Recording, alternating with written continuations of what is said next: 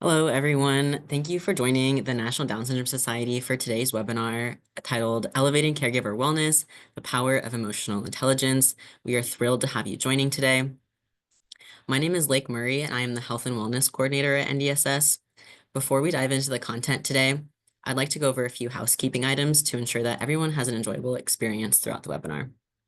First, if you experience any technical issues during the webinar, please use the chat function to message us, and our support person will help you resolve that.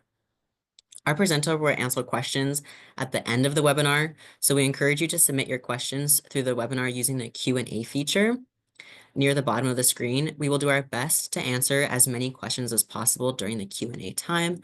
However, if we are unable to get to your question, please feel free to email us at health@ndss.org, and you can find that email in the chat. Lastly, this webinar is being recorded and it will be shared on the NDSS YouTube channel, and it will be emailed to all registrants within 1 week after today's webinar. So thank you for your attention, and I'm gonna go ahead and get us started.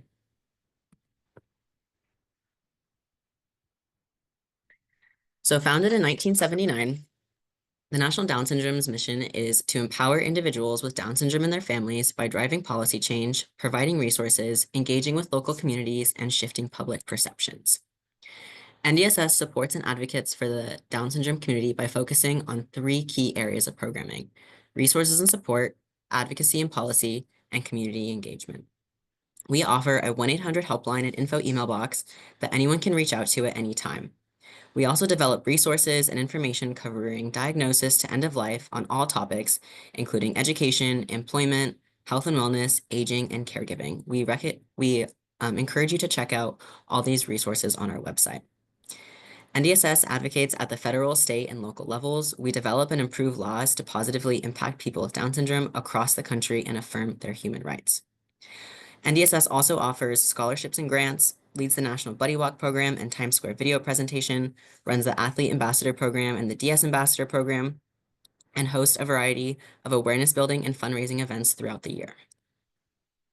Just to highlight a few of our upcoming events, we have our Racing for 321 on March 21st, and there's a link you can register for that.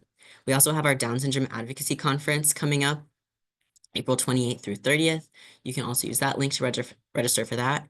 And we have our annual Times Square video and New York City Buddy Walk happening on September 6th of this year. I am very excited about our speaker today, Shatanese Reese. And Shatanese, I am now going to turn it over to you. Thank you, Lake. It's so I am excited. It is exciting for me to be here. And I want to thank you and the entire team at the National Down Syndrome Association for this opportunity. So I am Shatanese Reese. So I'm a certified human resources professional. I've been in HR for 2.5 decades, which is a long time. And I am a certified emotional intelligence coach, and EQ, also emotional intelligence, is something that I really enjoy speaking about. So I'm excited about today's topic. I'm also a master facilitator and an author. So if you are on Amazon and happen to Google Shatanese Reese, you'll see a wide variety of books that I've authored, one of which is with my youngest daughter, Nina Sophia, and it's called The Adventures of Nina Sophia. And the last book so far in the series is about Josiah, and we'll talk a little bit more about him as we proceed. So outside of what you see here in terms of the professional side, I'm also mom to the Reese's Pieces. So a little play on the last name there. I was thinking about it. I was like, goodness, I hope Nestle or, the Reese's, they don't come and get me for that. But Reese's Pieces nonetheless. And I am an adventurer. So what that means is for Mother's Day, I don't like just simply going to the movies. I want to climb mountains. I want to go hiking. And I've done things such as jumping out of an airplane, like a fully functioning airplane. And you also can see that I really, truly enjoy being athletic. So some of the images that you see there, I competed in my first ever bodybuilding competition in November of 2023. And I got some hardware, so I was super, super excited about that. Being in my 50s, I just wanted to see if I could do it. So I did. I also completed a Tough Mudder with my oldest son, and I did not die.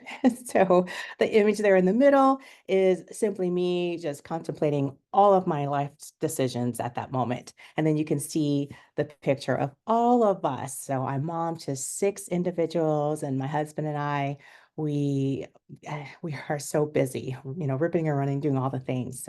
But I love it. It's a cherished role. And so my why, in terms of why I'm here today, is Josiah. He is the youngest of the Reese's Pieces.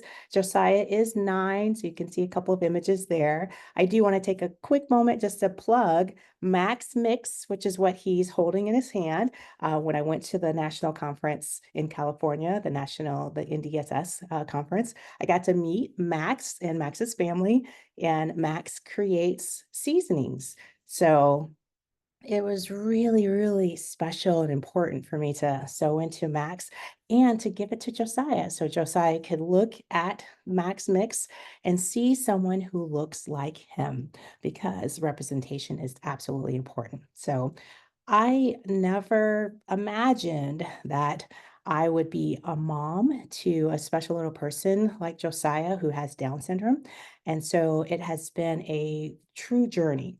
And so I come to you today not only as a certified emotional intelligence coach, not only as a mom to 6 individuals, but also a mom to Josiah who has Down syndrome. So that's my why. He is my heart. So in terms of today, I'd like to just kind of give you a basic understanding of what emotional intelligence is. And we're talking about being a caregiver. And so we as caregivers, we wear so many different hats. And so I applaud you all for being here today, and even those who will watch the replay, just for taking some time to kind of sew into yourself, which is extremely important. And we'll talk about that a little bit as we continue. So in terms of understanding your own emotional intelligence, being able to identify various signs that may contribute to burnout.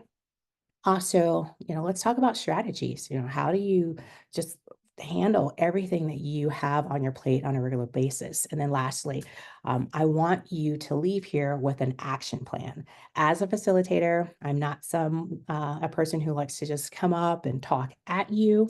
I want you to be able to take at least one thing away from what we discussed today and to start put things into action. So, are we ready? Let's fasten our seatbelts. And the first thing is a poll. Yay! I need confetti. So, why is emotional intelligence important? Is it A, because it helps people avoid all conflicts by suppressing their emotions? Is it B, it's one of the factors that allows people to navigate complex social situations with ease or maintain composure under pressure? Is it C, it ensures that people always feel positive emotions and are never affected by stress? Or is it D, it makes people more productive by allowing them to focus solely on tasks without distractions from emotions? So I'll give you a moment just to kind of process. Oh, I see someone has voted. Okay, Jen, way to go for being the first. Oh, I see more folks are coming in. Hey, Amy, Karina, it's good, good. So I'm going to allow for a couple of moments. Are you sure about your answer? This is a great time to change it if you need to. I see some D's coming through. All right, 10, 9, 8, 7, 6, 5. It's like a true game show, right? 4, 3, 2, 1. Drum roll. Da-da-da. B. B is the correct answer. So you hopefully can see on the screen that emotional intelligence is important because it's one of the factors that allows people to navigate complex social situations with ease or maintain composure under pressure. And when you are a caregiver, oh my goodness, it's not when, it's how many, right? How many times throughout your day will you have to navigate complex social situations? How many times throughout your day are you feeling pressure and stress? So today we want to talk about how can you leverage emotional intelligence as a caregiver and moving forward, what areas can you work on? So thanks all for participating in the poll. I want you to keep that engagement up. We're going to have more opportunities for us to hear from each other. So, all right, let's talk about what exactly is emotional intelligence. And so many of us have probably heard about emotional intelligence, about EQ.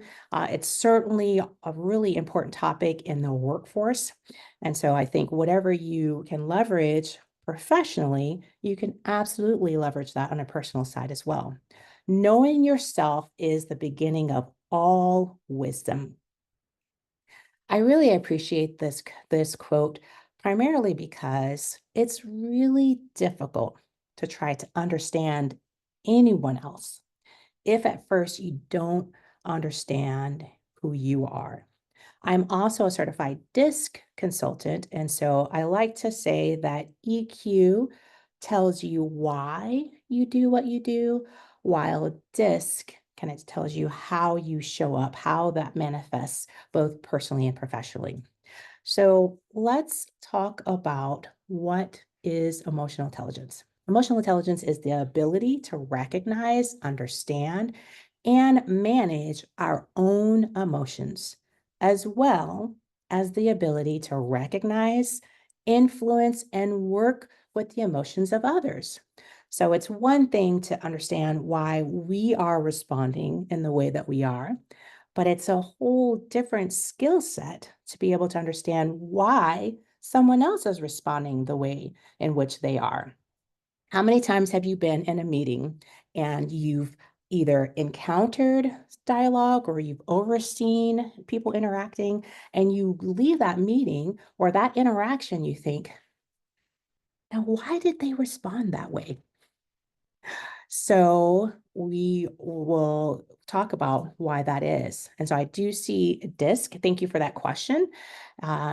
DISC monitors, or it's a personality assessment. So the D is dominant, the I is influential, the S is steady, and the C is conscientious. So DISC. Now, there are a number of tools out there.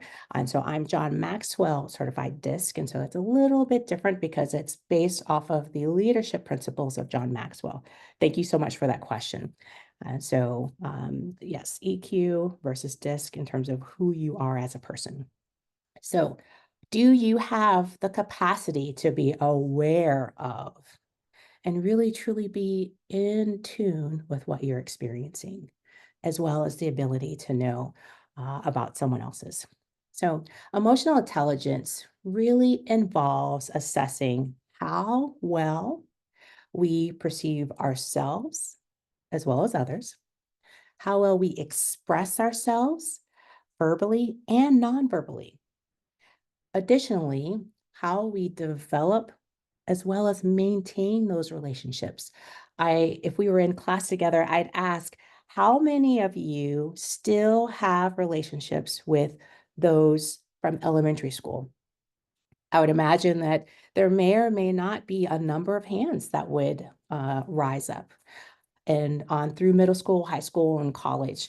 Now, of course, with social media, that's given us the opportunity to really make those connections and maintain them over a long period of time. However, we also know that if you are not high in levels of emotional intelligence, you may not have a high number of relationships over a long period of time. So that may be an indication, not always the case, but maybe. Emotional intelligence also involves me being able to respond to challenging situations, as well as using that information effectively. The pandemic was a great indicator of how well people were able to respond to stress, how well people were able to express what they may have been feeling in that moment, and how well they could pivot in terms of problem solving with what we were facing globally.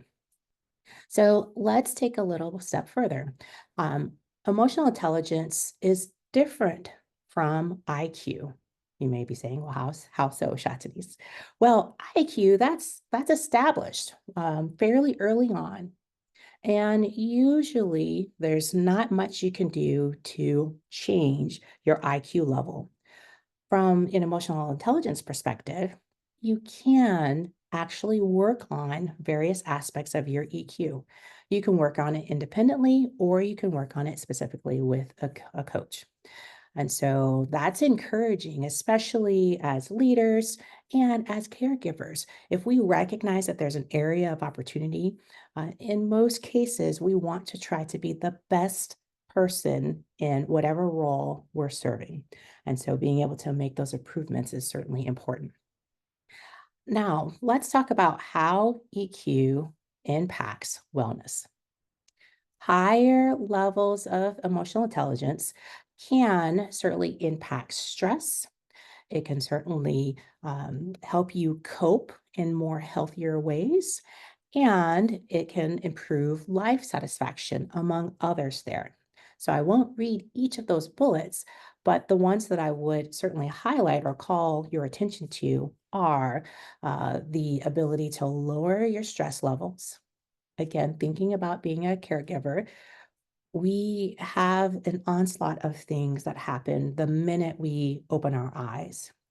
And if we're not carrying that stress effectively, it not only impacts those around us, but also impacts us physically. Additionally, higher self esteem and self acceptance. I can remember when I first found out about Josiah. And my thoughts of myself as a mother was definitely challenged because I was asking, what did I do? What did I do to contribute to, well, the diagnosis of my sweet little baby? And so it certainly was a part of my journey in terms of learning more about the diagnosis, preparing for Josiah, and doing my work so that I could show up as the best mom as possible. Now, have I totally arrived? No, because Josiah is 9, and with every year, there will be a change. And so, me having to advocate on his behalf may change depending on, transitioning from elementary to middle school. So, that's just an example in terms of being able to really relegate myself from an emotional intelligence perspective.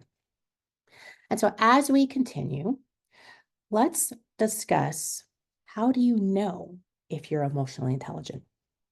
So I, again, will not read through each of these bullet points, but want to call your attention to a few.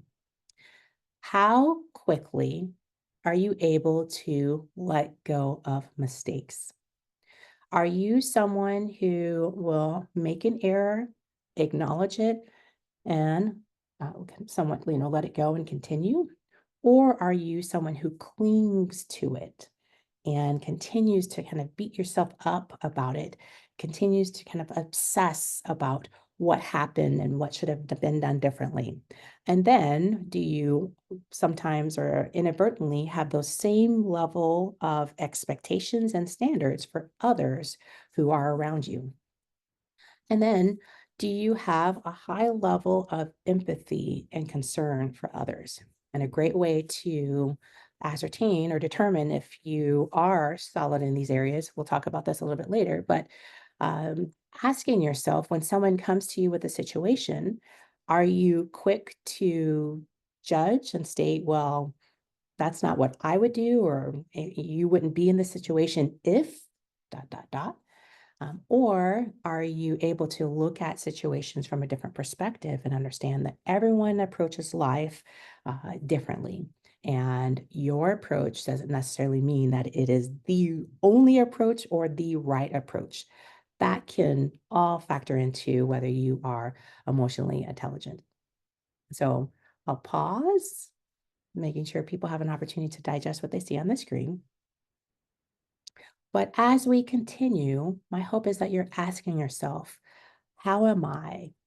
Do I feel as if I'm emotionally intelligent? Are there possible opportunities for me to make improvement? And one way to do that is to ask those who are around you. So let's unpack what exactly is the EQI 2.0 model. It's a model that I use on a regular basis as an emotionally intelligent coach. So I'm not going to spend a lot of time on this because I want to spend more time on what you can do from an application perspective, and what your plan forward will be. But this particular tool, this model has certainly been researched and validated. It's recognized by a number of organizations that you see there on the screen. For example, the American Psychological Association, as well as the American Educational Association. Additionally, this model has 5 composites. And so I like the visual of the circle because it gives you a high level view of each of the areas. So under the first composite of self-perception, you have self-regard, self-actualization, and emotional self-awareness. And essentially what that is, it determines how you view yourself. So when you wake up in the morning and you state, "Hello, self," overall, how do you see yourself? And how is that exuded? And so for the conversation today, we're going to focus on emotional self-awareness. Under the self-expression composite, it simply is, how do you express yourself? Are you someone who's outward in terms of how you are feeling at any given moment? Or are you someone who's more closed or reserved? And I want to state that there's no good or bad. There's certainly opportunities for various aspects or these muscles to be used in different situations. And so today, for our conversation, we'll be discussing emotional expression with under that composite.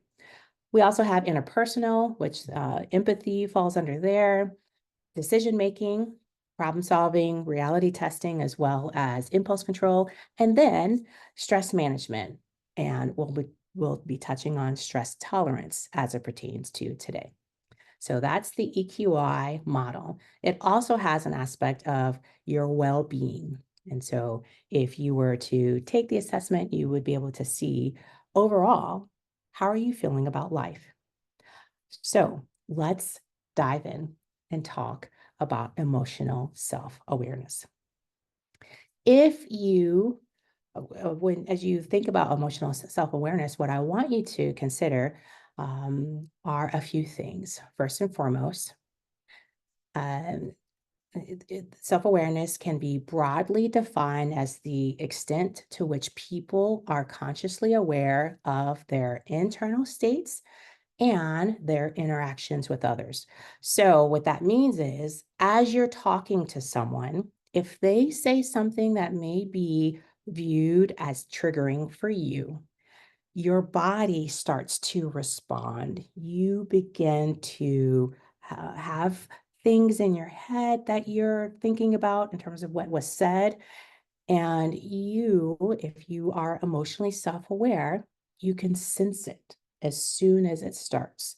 And so your alarms start to go off and you'll say, uh-oh, I was okay, but now I'm not. What's happening for me? And so if you think about your thoughts and how that can lead to your emotions, and then your emotions will lead to behavioral patterns. So if you are thinking about, the way that someone is talking to you or behaving, that then begins to rile up your emotions, which then causes you to act. So how aware are you?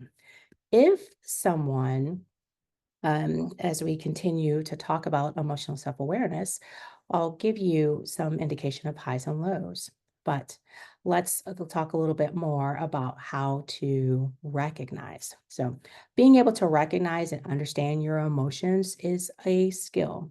There are a number of individuals within our workplace and amongst ourselves in terms of our families where they're not aware.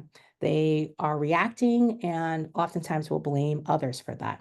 And so if you can really differentiate between how you are feeling and what's driving that, that is will really go a long way for you in terms of you being able to be a successful caregiver. And also being mindful of what's happening for your family members, for your children who are within your care. and understanding the root cause. So very rarely are we just simply acting for no reason. Typically, there's something that has caused that. And so, keeping in mind that there's a root cause, which then causes us to behave. So, individuals who are high in emotional self awareness, you'll see on our the next slide that those individuals are really easily to identify that you can relate to what they're feeling, or you can understand where they are because they put it out there. They understand what they're feeling. They can articulate what they're feeling in any given moment, and they are in touch. Whereas those who are low in emotional self-awareness, they have difficulty recognizing why they're feeling what they're feeling. They have difficulty really being able to articulate why they're feeling what they're feeling. And in many instances, they are surprised by others' reactions. Gosh, I don't know why that person responded in that way. So, if you're low in emotional self awareness, there are many times when you can misread the cues that are given from others. So, think about being in conversations and someone non verbally shuts down, meaning they're no longer looking at you. They seem as if they're disengaged, but the person keeps talking, keeps talking, keeps talking. And so, from a caregiver perspective, we know that individuals with Down syndrome are really high on empathy, more in terms of empathy for others and less in terms of empathy for themselves. And so, we'll talk a little bit later about ways to really understand or meet your children, your significant other, where they are as it pertains to emotional self-awareness. So that is emotional self-awareness. Let's talk about how it impacts wellness. When you have high levels of self-awareness, you really truly have control over how you're feeling, which then allows you to have or experience improved stress, depending on what's happening from a social interaction perspective.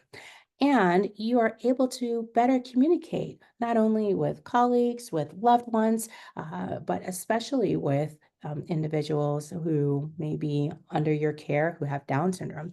I know that when Josiah is really trying to express or maybe acting out, and I'm at my wit's end, it's important for me to make sure that I take a step back and am in tune and do some inner self-care for myself. And then I'm able to really help him understand what's happening for him. So, why are you crying? What's going on? And so being able to really, kind of meet Josiah where he is. Let's continue with our other areas of emotional intelligence. And so here are a few steps that you can take to expand emotional self-awareness. And we will have a takeaway for you. So you don't necessarily have to scramble and write all of these things down. But in terms of what I want to highlight, one in particular is to pinpoint and reflect on those emotional triggers. Understanding why we are responding in a way is really half the battle. And so, is it because of what someone said years ago? Is it because of an unresolved issue for which you may need to speak to a licensed therapist? Is it because you're just not quite certain? It feels like there's a block, an emotional block in terms of what you may be feeling or experiencing. And also practicing vulnerability. It can be truly, truly eye-opening and also frightening to be vulnerable with where you are and why you are feeling what you're feeling. So I want to spend some time talking about the feeling wheel. As caregivers, we're not regularly asked, how are we feeling? And the honest truth is, how often do we actually pause and ask ourselves, how are we feeling?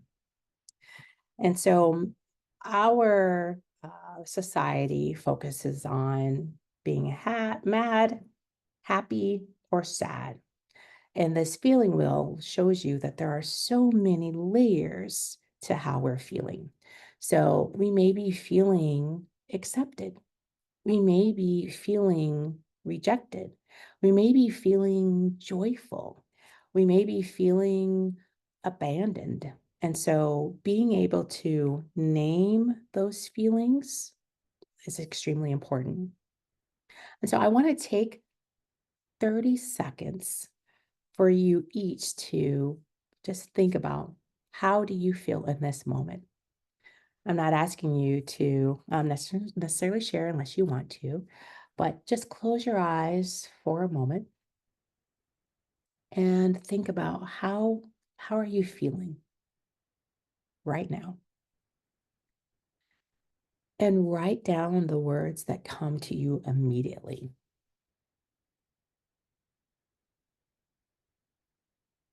And feel free to drop in the chat. What are you feeling?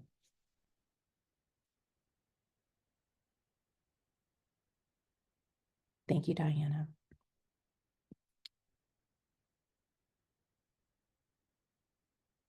I love it. Yes, yes, yes. Thank you. Thank you for sharing. Thank you, Brenda. So as more of those thoughts and statements come through, thank you all for being transparent and being in this moment. I want you to make this a habit multiple times throughout the day, just to pause and to be in tune with where you are, what you're feeling, what you're thinking. And you may decide in that moment, this is a great time for me to go take a break.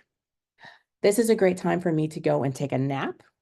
This is a great time for me to go and sit with my loved one, and maybe we can color. Maybe we can go to Starbucks. Maybe we can go to the park and look at the leaves changing, depending on your region. I can't tell you enough how important it is for you to, first and foremost, be in tune with what you're feeling. And then secondly, act on and take care of yourself as it pertains to those feelings. Also, hold space. And so you may be saying, well, how do I make sure that my loved one who has Down syndrome, how can they do this too? Having those conversations will also get to a point where we'll talk about nonverbal in a moment. So thank you all for participating.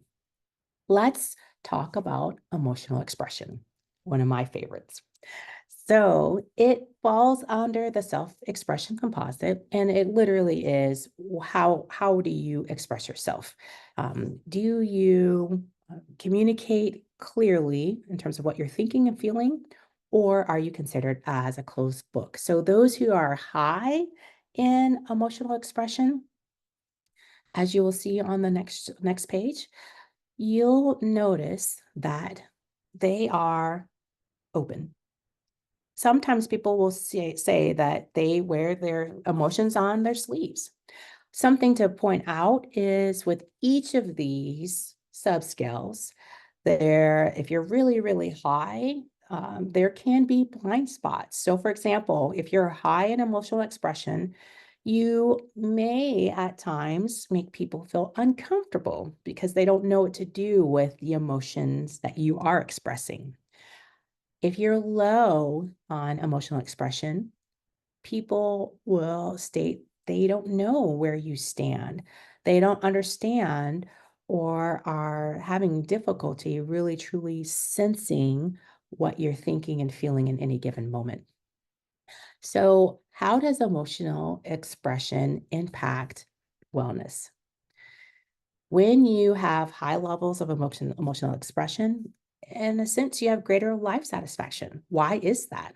Because you're getting out all of those emotions that a caregiver can experience at any given moment throughout the day. If you look at the chat, you saw that there were some highs and some lows.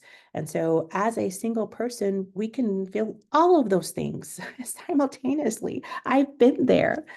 And so it's important for us to get that out however best we can in healthy ways. Because when we don't, we suppress it and it has nowhere to go. And making sure that we're able to make decisions because we're taking in the emotional information and we're able to decide what the next best step is. So, Karina, thank you for that. Your face will say, we're going to get to that as well.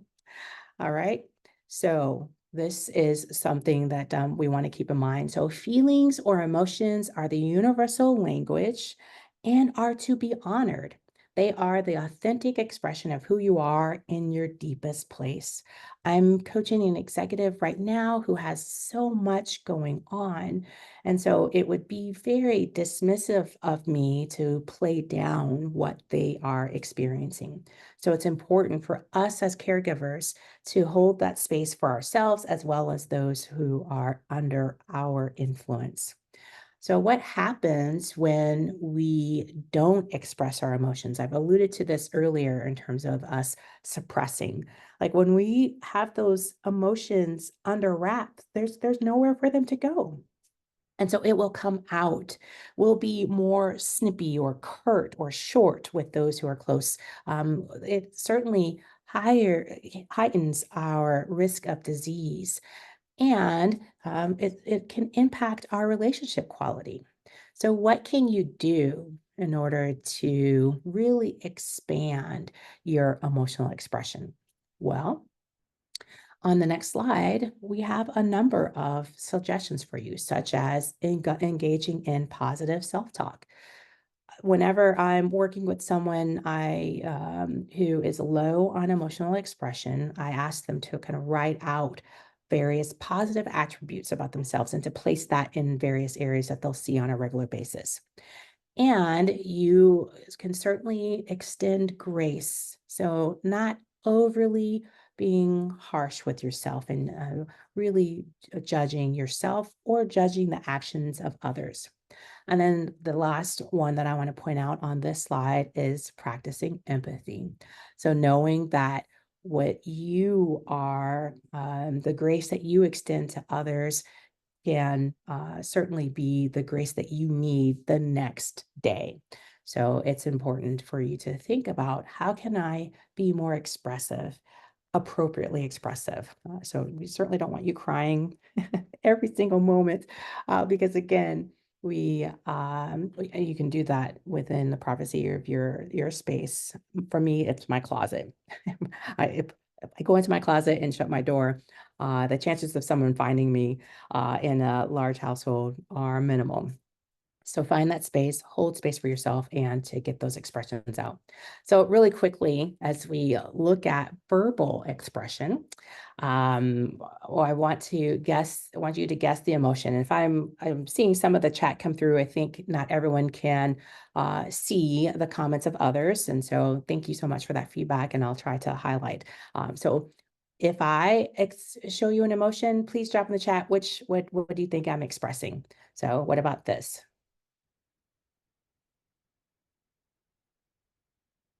And so for those who may be need some additional assistance visually, I have my shoulders are slumped, my head's to the side, the corners of my mouth are down. And so I see discouraged coming through the chat, sad. Yes, sad. So a number of people are stating sad. Absolutely. What about this?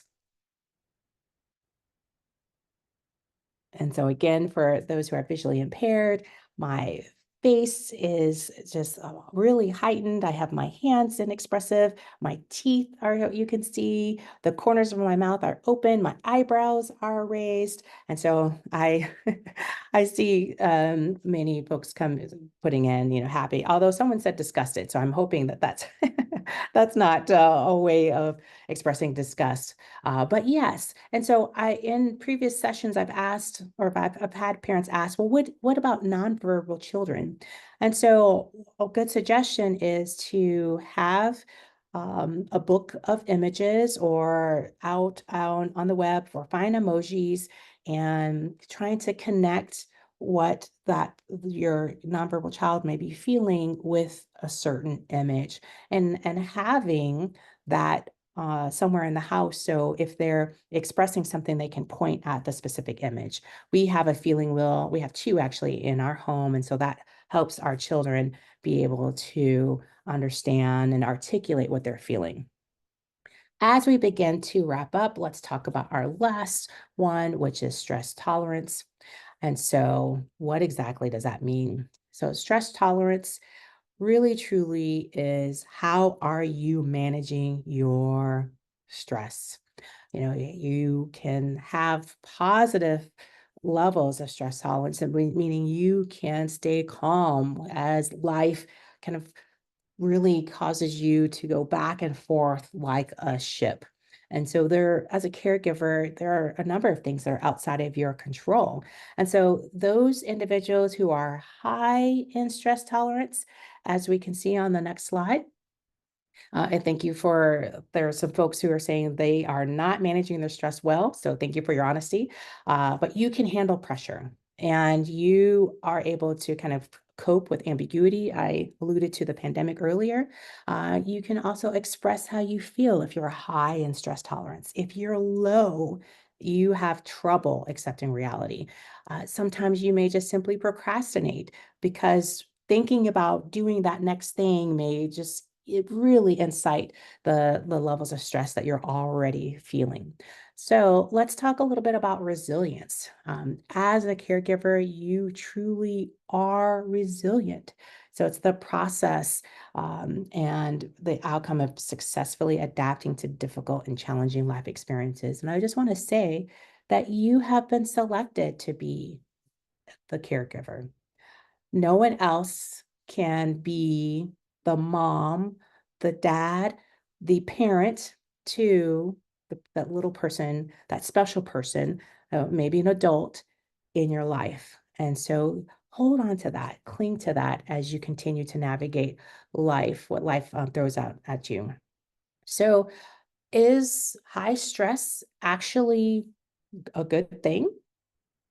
That is certainly the question that we could consider.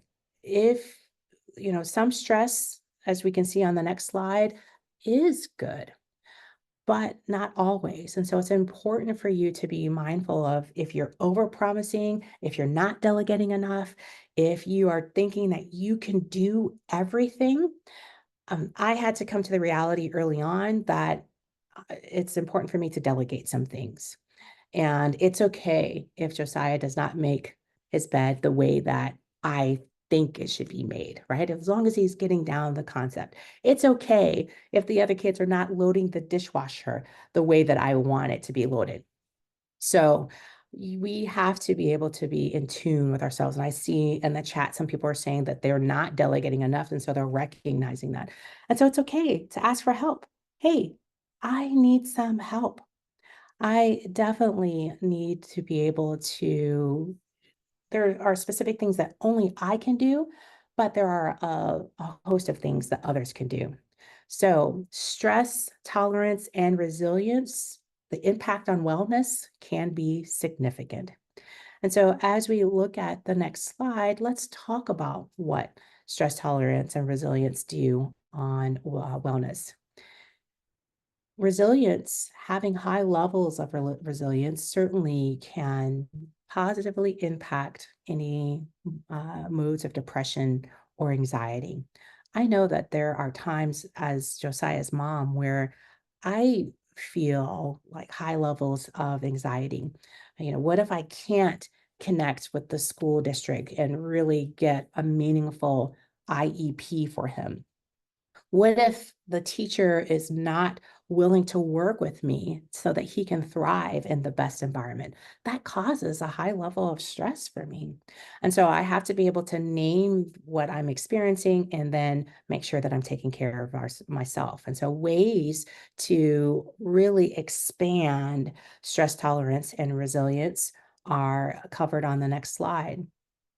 And so we can recognize the signs of stress in ourselves. So for me, my eye starts to twitch and the tension in my muscles begin to really flare up.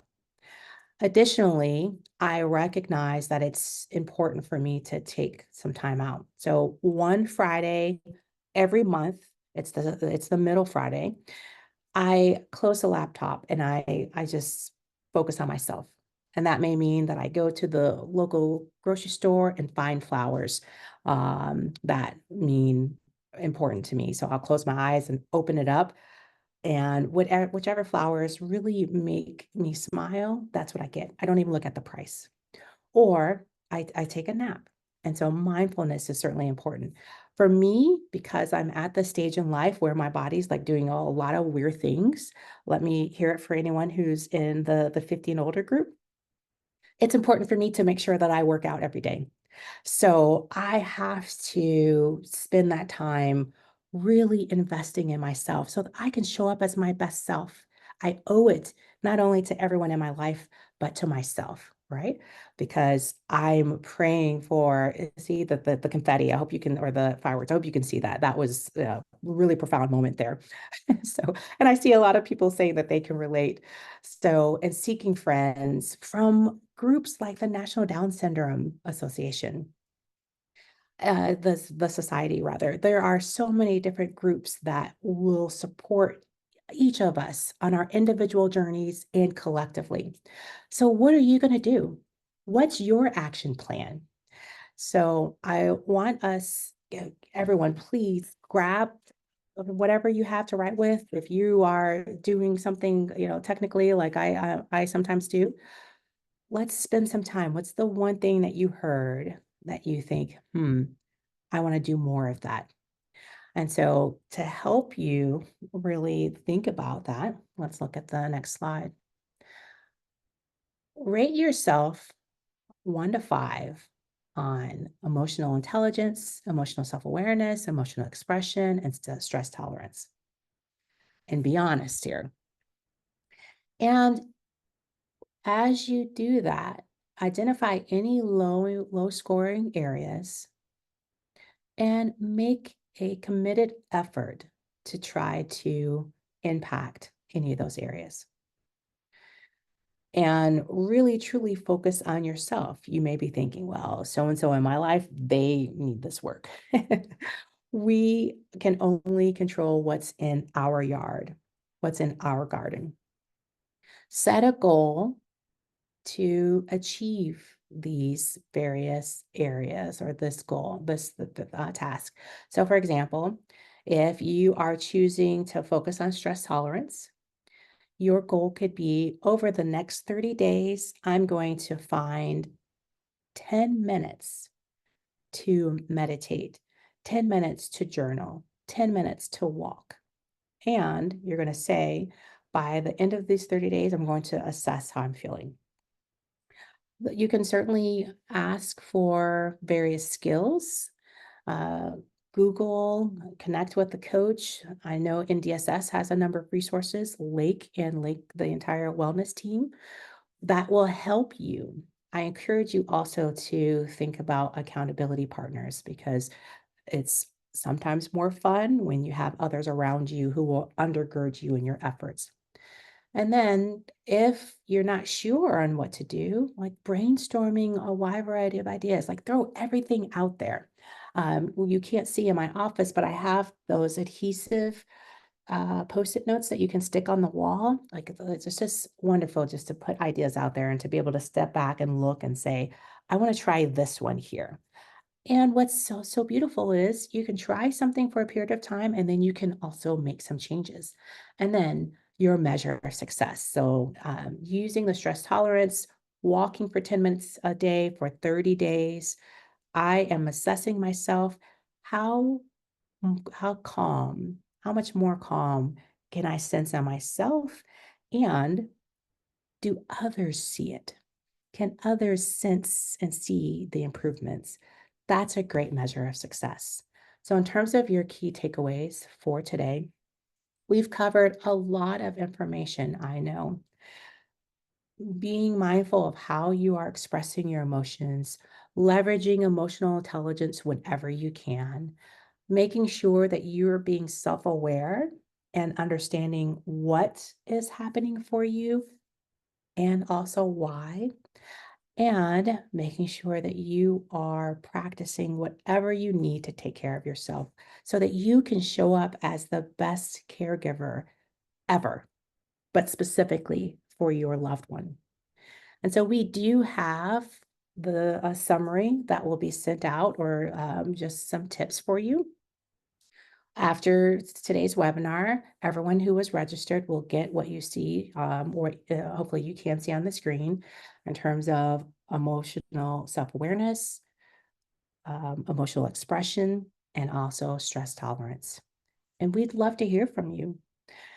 We could certainly spend 1 hour just on one of those. And so if you'd like a deeper dive, please let NDSS know. And with that, I will turn it back over to Lake, but encourage you all to find me, if you will. And Lake may include my contact information and let's send out in afterwards. But if you have additional questions about emotional intelligence specifically and how you can be an even better caregiver, please, by all means, let us know. Lake? Yes, thank you so much, Shatanese. I just want to highlight that your contact information, that QR code is up on the screen. I can also include this in the post-webinar follow-up email. We now have some time. We can take questions. So if you have any questions for Shatanese, please, you can use the Q&A feature. And if you're more comfortable, you can also send them directly in the chat. I'll give us a few moments to maybe think about what we've learned and come up with some questions. And like, I know people are thinking, I see that question coming in terms of holding space for something or someone. What does that mean? As simply, that means you pause. And so if your loved one, so there are times when Josiah is just beside himself. And so instead of me wanting to, nip that in the bud, stop that right now, I catch myself and instead say, what's happening? What's going on, Josiah? Why are you expressing yourself in this way? Similarly, you can do that for yourself. If you are, again, I don't know if you can see the the fireworks. If you are feeling something, allow yourself that time to feel what you're feeling. And so that's what I mean by holding space, by pausing, acknowledging what you're feeling, and um, kind of unpacking that. Let's tell me more about what you're feeling. Even if you yourself have to write it out, sometimes you may need to talk it out. So whether that's with a close friend, whether that's with a therapist, whatever the case may be, make sure you unpacking. Otherwise, you're going to keep repeating those same interactions and keep having those same feelings. So that's what that is. Thank you, Amy, for the question. Yeah, great question. Okay. If there's any other questions, yeah, please feel free to put them in the chat or use that Q&A feature. And there was a comment about putting the QR code back up, so it's back up on the screen right now. And like I said, it will also be included in that post-webinar follow-up email. Awesome. We have another question come through. Shanice, can you see it, or would you like me to It read it? says, I'm not sure how to express my emotions to my daughter's school team. I often feel so angry and betrayed, but I have to be so diplomatic. Expressing feelings, yeah, it feels like burning bridges. I love that question.